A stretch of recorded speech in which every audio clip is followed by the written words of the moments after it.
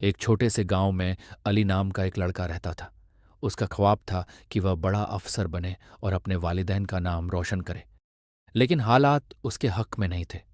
लोग उसका मजाक उड़ाते और कहते, तुमसे ये नहीं होगा। मगर अली के दिल में उम्मीद जिंदा थी।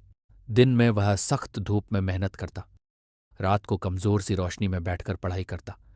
कई बार नींद उसकी आंखों पर भारी हो जाती, कई बार आंसू उसकी किताबों पर गिर जाते।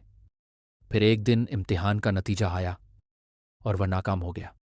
उसका दिल टूट गया, लेकिन उसका हौसला नहीं टूटा। उस रात उसने आसमान की तरफ देखकर कहा, या अल्लाह मुझे ताकत दे, मैं हार नहीं मानूंगा। अगले साल उसने पहले से ज्यादा मेहनत की।